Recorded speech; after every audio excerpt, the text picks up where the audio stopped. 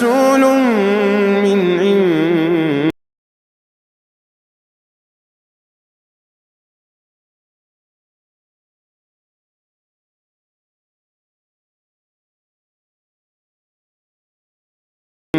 هذا فريق من الذين أوتوا الكتاب ولكن وما يعلم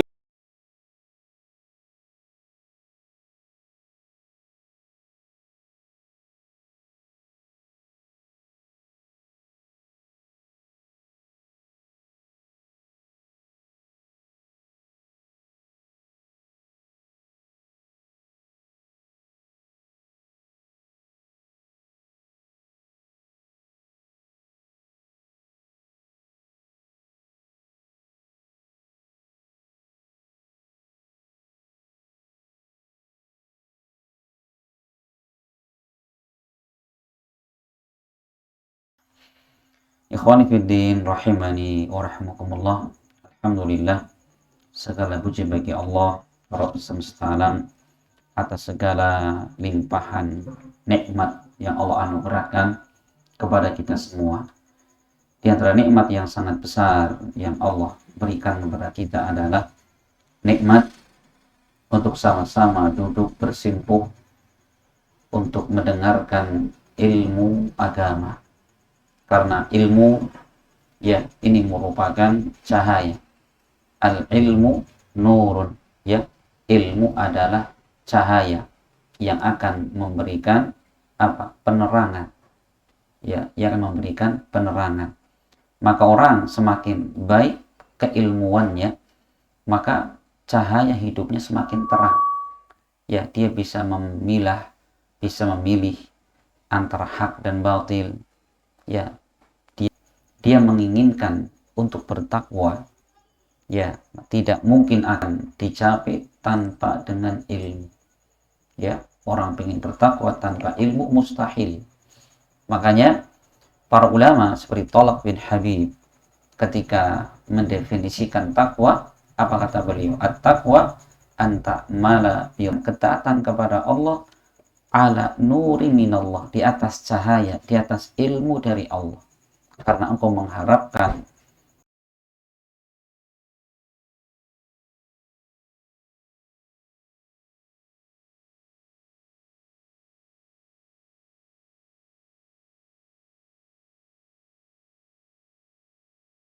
pahala darinya. Wa antatruka maksiatallah ala nuri minallah takhafu iqaballah. Dan yang kedua, takwa adalah engkau meninggalkan kemaksiatan kepada Allah di atas ilmu dari Allah, karena engkau khawatir dan takut terhadap siksaan Allah. Coba perhatikan ya, maka takwa itu sangat bergantung dengan yang namanya ilmu. Dan orang-orang yang punya ilmu, Masya Allah, mereka adalah orang yang istiqomah. Ya, orang yang istiqomah. Maka orang yang disebutkan Nabi SAW dalam hadis diriwayatkan Imam Muslim, beliau pernah mengatakan, la tazalu ta'ifatum min ummati zahirina 'alal haq. Akan ada sekelompok dari umatku yang mereka tetap tegar di atas kebenaran. La yadhurruhum man khadalahum wala man khalafahum. Tidak membahayakan mereka orang-orang yang menyelisihi dan orang-orang yang memusuhi mereka. Sampai kapan kelompok ini ada? Hatta ya'tiya amrullah, sampai datang urusan Allah. Kan gitu. Maka para ulama ketika menyebutkan apa urusan Allah, yaitu angin, ya. Nanti menjelang hari kiamat Allah turunkan angin yang lembut. Setiap melewati orang beriman, seketika itu akan wafat orang beriman. Nah, sebelum datang hari itu kelompok ini ada. Maka pertanyaan kita, kelompok ini kelompoknya siapa itu, ya? Makanya Imam Ahmad bin Hanbal belum mengatakan, illam yakunu ahlal hadis fala adri manhum. Kalau mereka bukan ahlul hadis, aku tidak tahu siapa itu mereka. Al hadis, orang yang punya ilmu hadis, ilmu agama. Insyaallah, ya. Makanya itulah orang yang berilmu luar biasa. Maka di antara buah daripada ilmu itu akan apa? Seorang ini akan bisa berlaku ikhlas. Ya, makanya orang kalau nggak punya ilmu, dia beramalnya nggak karuan. Dia nggak tahu keutamaan ikhlas kan gitu. Nah, sedangkan keikhlasan inilah yang akan apa? Menjadikan seseorang istiqomah. Makanya Imam Malik rahimahullah ketika beliau sedang menyusun kitab Muwatta, ya, maka ada sebagian orang mencibir, Malik, Malik, kenapa kamu nulis Muwatta yang baru? Toh di sana sudah banyak Muwatta, gitu. Kenapa nggak mau cukupkan saja? Apa kata Imam Malik? Imam Malik mengatakan, maka nadillahi baqiyah. Suatu amalan yang dilakukan karena Allah maka akan istiqomah. Tetap ada. Gitu ya. Makanya kalau kita ingin istiqomah dalam suatu amalan, bagaimana ikhlas di dalam kita beramal. Coba ya, ketika Allah Subhanahu wa taala menjelaskan tentang Nabi Yusuf alaihissalam. Beliau selamat dari apa? Godaan wanita. Wanita cantik jelita, punya harta, punya kedudukan. Masya Allah itu. Apa yang menyebabkan Nabi Yusuf selamat? Allah menyebutkan satu amalan. Allah mengatakan, wa kadzalika linasrifa anhu su'a wal fahsya innahu min ibadinal mukhlasin.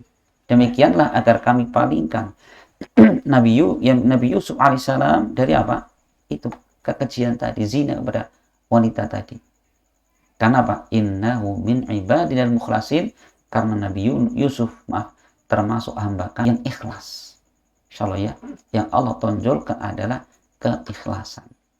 Insyaallah ya, makanya orang ikhlas itu dia tetap beramal walaupun tidak ada yang memuji, walaupun tidak ada yang ngasih penghargaan kan gitu ya, terus beramal. Ada yang melihat beramal, tidak ada yang melihat beramal.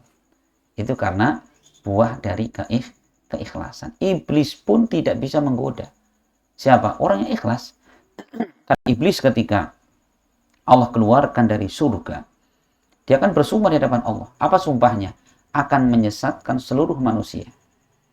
Ya, fa bi'izzatika la'uwiyannahum ajma'in illa ibadaka minhumul mukhlasin. Maka demi keperkasaanmu wahai Allah, sungguh aku akan menyesatkan seluruh anak cucu Adam. Kecuali siapa? Hamba-hambamu yang mereka mukhlasin, yang terpilih, yang ikhlas. Masya Allah, nggak bisa. Kalau berhadapan dengan orang ikhlas berat sekali. Iblis saja berat, apalagi manusia mau menghalangi, mau menghadapi orang yang ikhlas. Gitu ya. Masya Allah. Makanya ikhlas pun itu merupakan buah daripada ilmu. Sabar juga buah daripada ilmu. Ya, makanya insya Allah kita belajar seperti ini, walaupun sederhana, namun memiliki keutamaan yang luar biasa. Maka teman-teman sekalian, insya Allah kita akan kembali melanjutkan pembahasan kita ya dari kitab Aqidatus Salaf wa Ashabil Hadis karya Al-Imam Abu Usman As-Sabuni rahimahullah. Kita masih menjelaskan, masih membaca dari bab yang terakhir ya, di akhir-akhir ini, itu tentang bagaimana adab seorang ashabul hadis terhadap siapa? Orang-orang yang menyelisihinya. Jadi terakhir kemarin kita membaca dari ucapan Abu Nasr Ibn Salam Al-Faqih. Beliau pernah mengatakan, laisa syai'un athqala ala ahli ilhad wala abghada ilaihim min sama'il hadis wa riwayatihi bi isnadihi. Tidak ada sesuatu yang paling berat, paling dibenci oleh ahlul ilhad. Siapa ahlul ilhad? Orang yang punya penyimpangan. Jadi al-ilhad secara bahasa itu al-mail, condong. Makanya kalau orang ngubur itu kan pakainya lahat. Jadi kita gali dulu seperti ini, nanti ada serong. Nah gitu. Maka orang-orang yang dalam hatinya ada kesesatan, ada penyimpangan gitu ya, apa yang paling mereka beratkan? Apa yang paling mereka benci? Yaitu min sima'il hadis wa riwayatihi bi isnadihi. Daripada mereka mendengar hadis dengan menyebutkan periwayatan sanadnya. Itu paling mereka benci. Kenapa? Karena di situ akan ketahuan Orang kalau berbohong atas nama agama akan ketahuan. Kamu menyebutkan hadis Nabi, mana sanadnya? Itu kan. Makanya kata Abdullah ibn Mubarak, laulal isnad laqala man syaa ma syaa. Andaikan tidak ada ilmu sanad dalam hadis, maka setiap orang akan berbicara apapun yang ia inginkan, kan gitu. Ya, tapi coba kalau orang berbicara tentang hadis di hadapan orang yang tahu ilmu hadis, dia nggak berani apa-apa, ya kan? Karena orang yang tahu ilmu hadis tahu ini hadisnya lemah, ini hadisnya palsu, kan gitu. Insya Allah sekarang kan ada hadis, katanya hadis keutamaan minum kopi, nanti lama-lama makan jengkol gitu ya. Ya iya, bakul kopi ya bikin hadis palsu tentang keutamaan kopi. Bakul jahe pun demikian. Ya rusak agama gitu loh ya. Makanya Masya Allah, mereka ya paling benci, paling berat ketika mendengarkan ada orang berbicara hadis beserta sanadnya. Masya Allah ya. Siapa yang paling berpegang teguh pada itu? Ahlus sunnah. Ya, tidak semua hadis yang didengar disampaikan. Tapi apa? Dia pilih mana hadis-hadis yang memang menurut ulama hadis ini sahih dari Nabi Shallallahu Alaihi Wasallam. Iya. Kemudian kita lanjutkan Bapak sekalian. Kata penulis kitab, wasamitu al-Hakim yaqul. Aku mendengar Imam Hakim mengatakan, samitu asy-Syaikh Abu Bakar Ahmad ibn Ishaq ibn Ayyub al-Faqih wa huwa yunadiru rajulan. Aku mendengar, ya intinya dari Ayyub al-Faqih, beliau ketika itu sedang berdialog dengan seseorang. Faqala asy-Syaikh Abu Bakar, maka Syekh Abu Bakar mengatakan haddatsana fulan. Jadi beliau mengatakan fulan telah bercerita kepadaku. Faqala lahu rajul, maka orang yang diajak bicara ini mengatakan da'na min haddatsana, tolong tinggalkan dari kami untuk mengatakan haddatsana. Tuh kan? Gak mau dialog, gak mau ngobrol kalau masih mengatakan haddatsana fulan-fulan. Ya. Kemudian kata dia, ila mata haddatsana, sampai kapan kita mengatakan haddatsana, telah bercerita kepada kami fulan-fulan sampai Rasulullah gitu. Apa kata Syekh ini? Syekh Abu Bakar ini belum mengatakan hum ya kafir, sampai gitu. Berdirilah wahai orang kufur. Fala yahillu laka an tadkhula dari ba'da hada abadan. Kamu jangan masuk ke rumahku lagi setelah hari ini selama-lamanya. Insyaallah ya. Ini ketika beliau melihat ada orang tadi ya memiliki penyimpangan yang luar biasa. Tsummal tafata ilaina, kemudian dia menghadap kepada kita dan mengatakan maqultu qattu li ahadin ma tadkhulu dari illa hada. Ya, aku tidak pernah mengatakan seperti ini kepada seorang pun agar tidak masuk ke rumahku kecuali kepada orang ini. Masya Allah, itu saking bagaimana beliau tegasnya ya kepada orang yang mengingkari mengingkari ucapan, udahlah, jangan ngomong tentang hadis, tentang haddatsan. Masya Allah, gitu ya. Kemudian kata beliau mengatakan, wa sami'tu al-ustad Aba Mansur Muhammad ibn Abdillah ibni Hashmad al-Alim az-Zahid rahimahullah. Yaqul, beliau mengatakan, aku mendengar Abul Qasim Ja'far ibn Ahmad al-Muqri ar-Razi, beliau mengatakan, Quri'a ala Abdurrahman ibn Abi Hatim ar-Razi wa ana asma'u. Suatu ketika dibacakan kepada Abdurrahman bin Abi Hatim ar-Razi dan aku pun mendengarkan.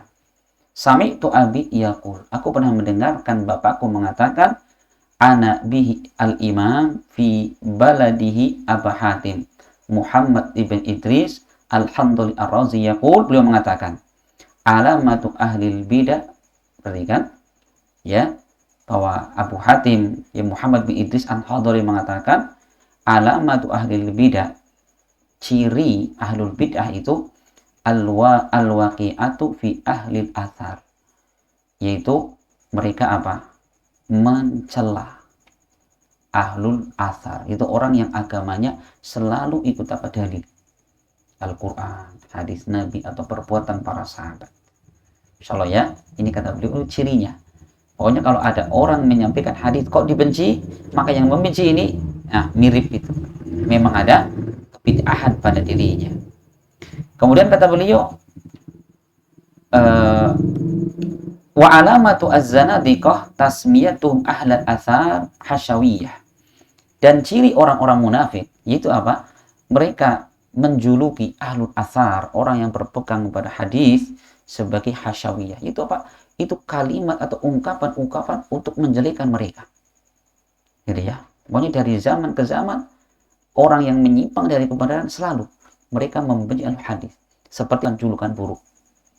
Ya kan gitu. Terkadang Rasul dituduh sebagai apa? Pendusta, tukang syair, dukun, orang gila.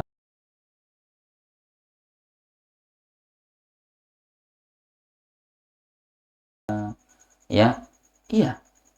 Kadzalika ma atalladzina min qablihim min rasulin illa qalu sahirun aw majnun. Tidak ada seorang rasul pun yang datang kepada umatnya melainkan akan dicemooh oleh umatnya dengan dikatakan sahirun aw majnun, tukang sihir atau orang yang gila.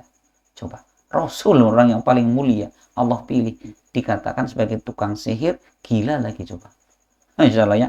Makanya tidak ada orang yang membawa kebaikan melainkan apa? Akan mereka juluki dengan julukan-julukan kotor. Masya Allah. Yuriduna bidzalika ibtalat athar. Yang mereka inginkan adalah apa? Untuk menghilangkan athar, menghilangkan dalil. Gitu loh. Makanya Masya Allah ya. Kita pun mendapati ya orang sekarang itu punya kalau ada pengajian kok. Kalau Allah kalau Rasul wis itu langsung dicap wis macam-macam gitu ya. Iya, Masya Allah. Ini luar biasa ini. Kemudian kata beliau, wa alamatul qadariyati tasmiyatuh ahla sunnah mujabbirah. Dan ciri seorang dia adalah qadari yang punya akidah qadariyah, yaitu apa? Ketika mereka menjuluki, mencaci ahlu sunnah dengan apa? Sebagai mujabbirah. Itu apa? Orang-orang jabriyah. Coba ahlu sunnah diselain lagi. Gitu ya. Siapa tadi yang ini qadariyah. Jadi qadariyah itu gini, Pak. Itu orang-orang yang mereka punya keyakinan bahwa perbuatan hamba itu perbuatan sendiri, tidak ada kaitannya dengan Allah gitu. Murni kita. Murni perbuatan kita itu, enggak ada kaitannya dengan Allah gitu. Bahkan yang paling parahnya mereka mengatakan Allah itu tidak tahu apa yang kita kerjakan kecuali pas terjadi. Gitu. Gitu ya, Masya Allah ini. Nih, lah orang-orang qadariyah ini nuduh ahlu sunnah yang kita mengatakan bahwa kita memang punya kehendak. Ya, cuman apa? Kehendak kita terjadi atau tidak, Allah yang menentukan. Kan itu, manusia hanya berencana. Adapun yang menjadikan terjadi atau tidak adalah Allah yang menjadikan.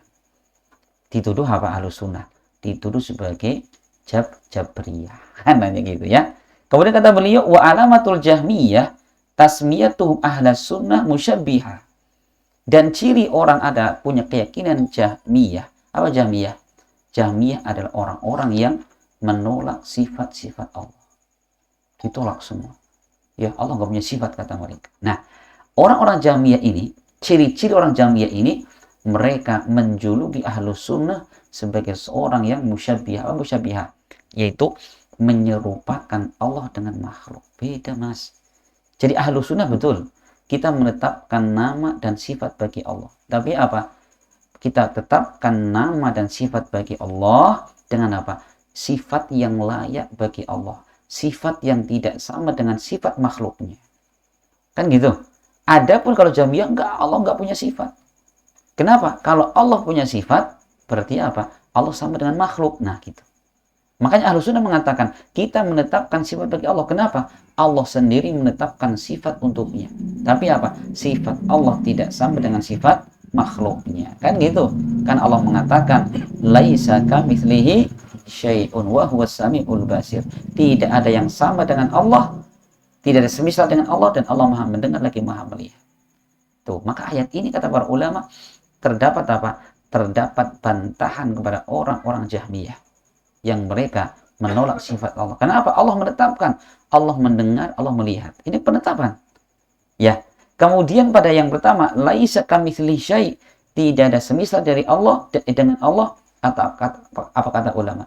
Ini adalah bantahan kepada kaum musyabbihah. yang mereka mengatakan sifat Allah sama dengan sifat makhluk. Itu ayat ini ada bantahan kepada dua kelompok. Jahmi atau Musyabbihah dibantah dengan lafaz pertama, laisa kamitsli syai', ya. Kemudian orang-orang Jahmiyah dibantah dengan wa huwas samiul basir.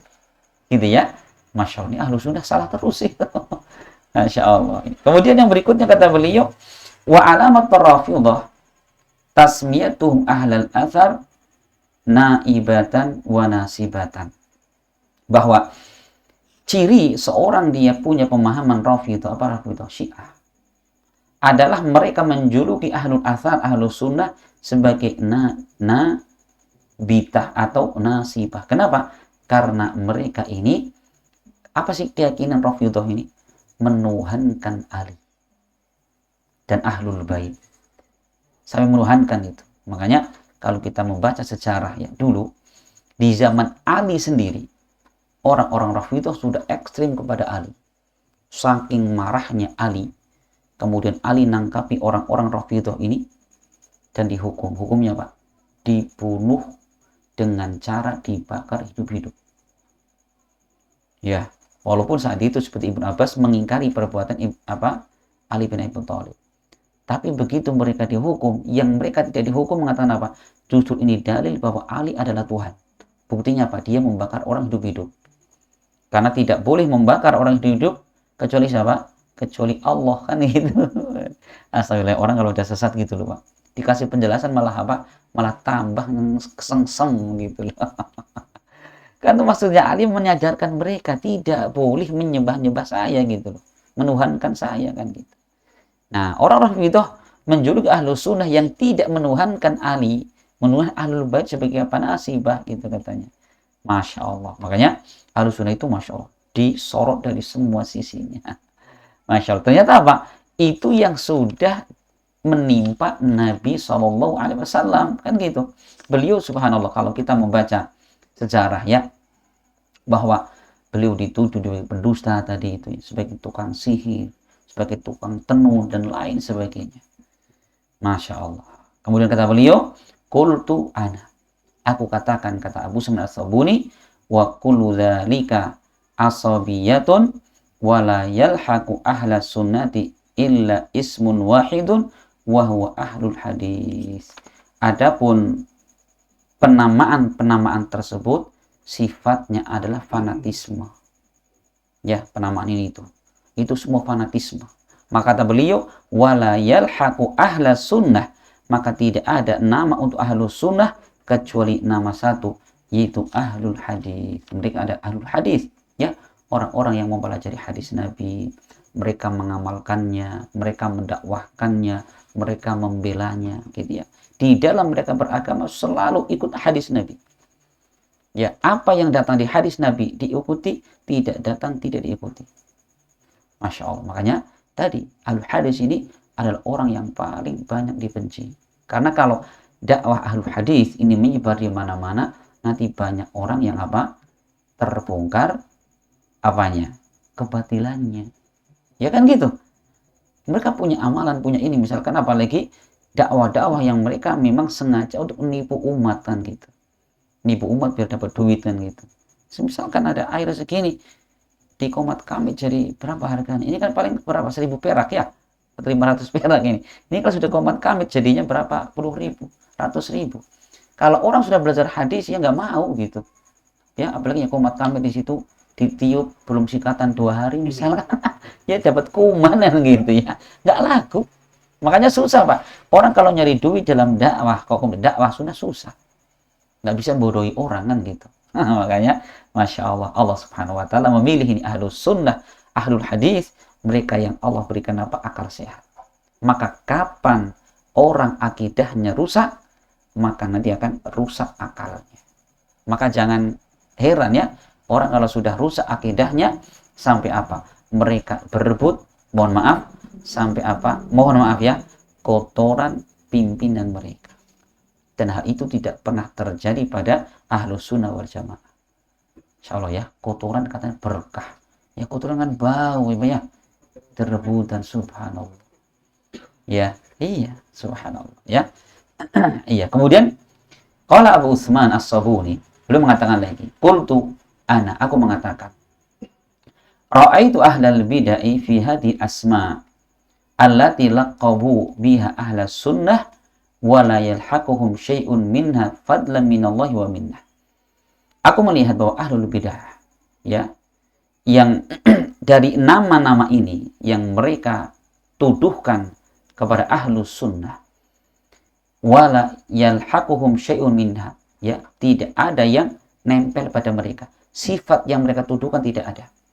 Itu merupakan keutamaan dan pemberian dari Allah Subhanahu wa taala. Salaku ma'ahum maslakal musyrikina la'anahumullah ma'a rasulihi sallallahu alaihi wasallam. Mereka ini, yang musuh-musuh dakwah ini, mereka menempuh jalannya orang-orang musyrik, ya, yang semoga Allah melaknat mereka terhadap rasulnya sallallahu alaihi wasallam. Jadi dari zaman-zaman, Pak, memang orang-orang musyrik ini, musuh-musuh Islam ini selalu mereka menjuluki dengan julukan-julukan yang jelek.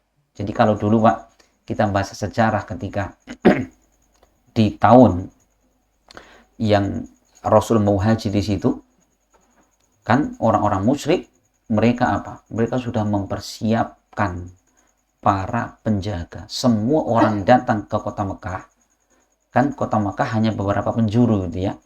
Itu Masya Allah ini. Jadi untuk masuk kota Mekah itu tidak sembarang jalan bisa.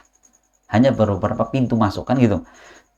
Nah, sehingga bisa ketahuan ada berapa pintu gitu loh.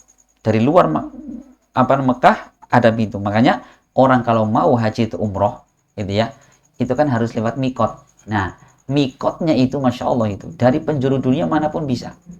Gitu kan? Nah, maka setiap pintu masuk kota Mekah di waktu itu dijaga oleh orang musyrik.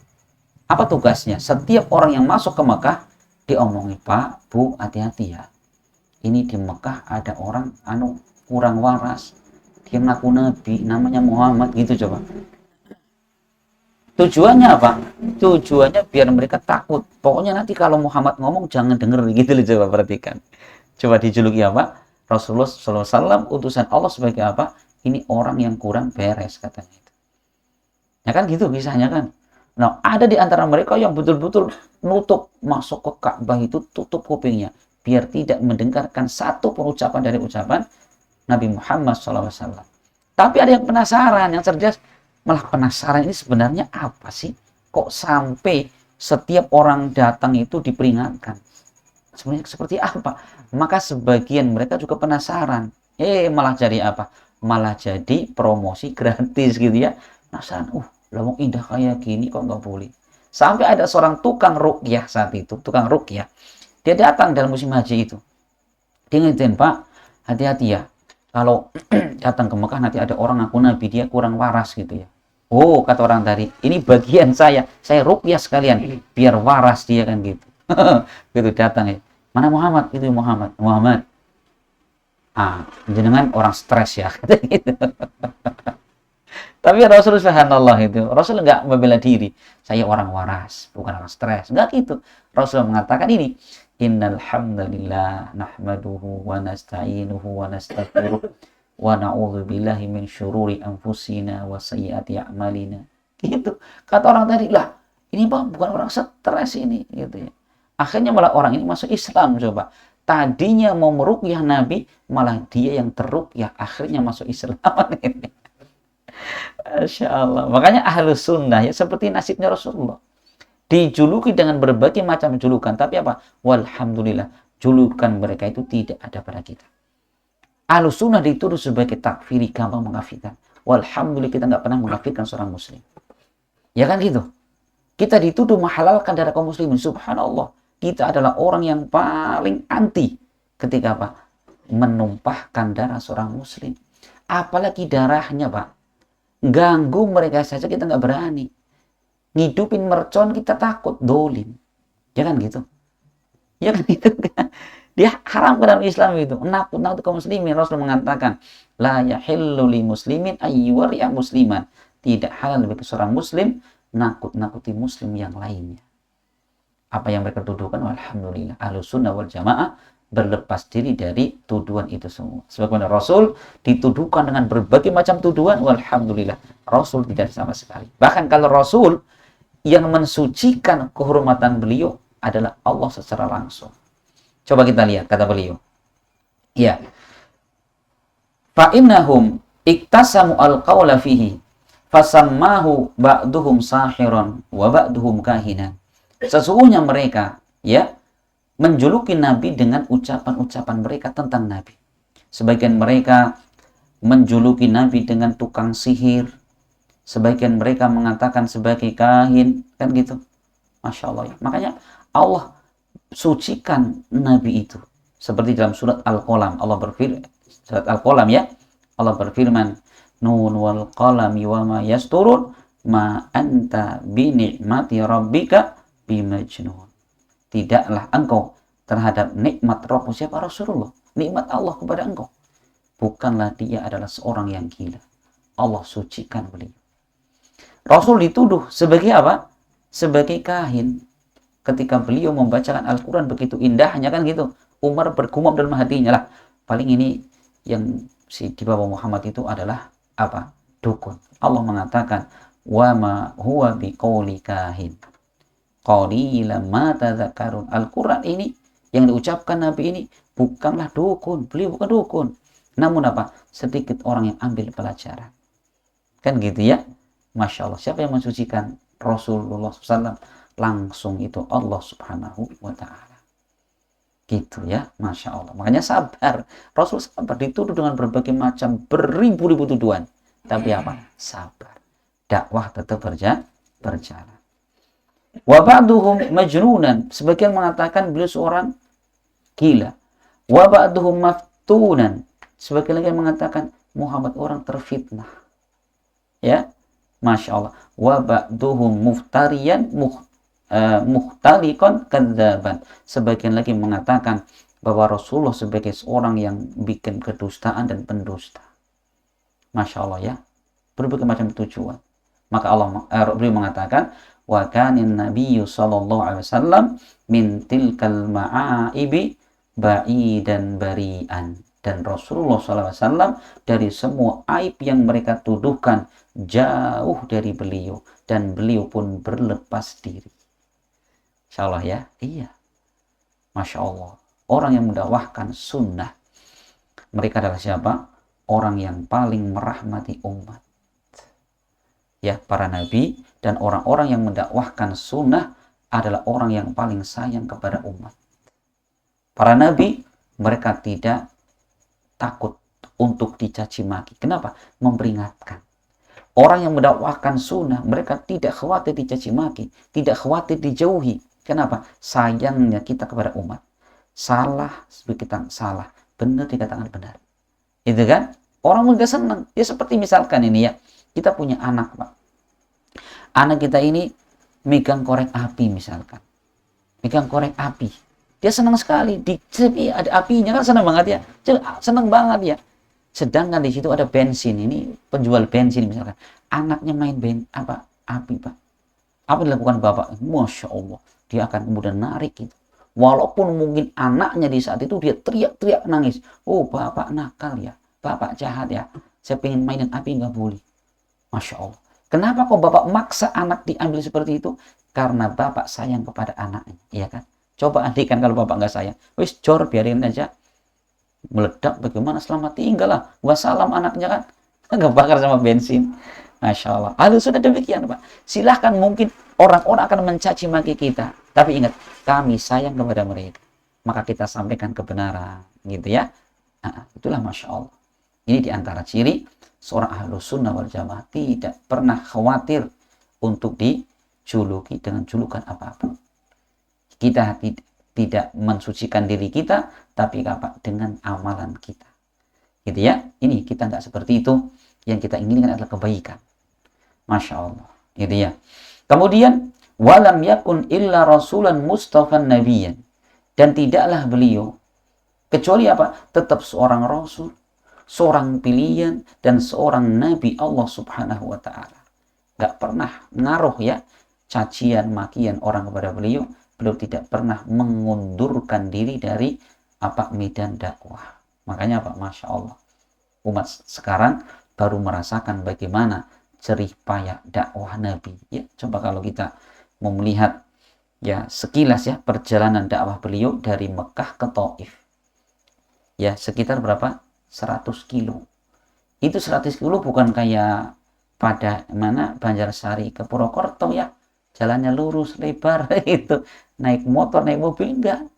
Kalau kita melihat dari Mekah ke Taif, subhanallah, itu jalan pegunungan, gunung batu terjal gitu ya, yang masih banyak hewan-hewan buas saat itu.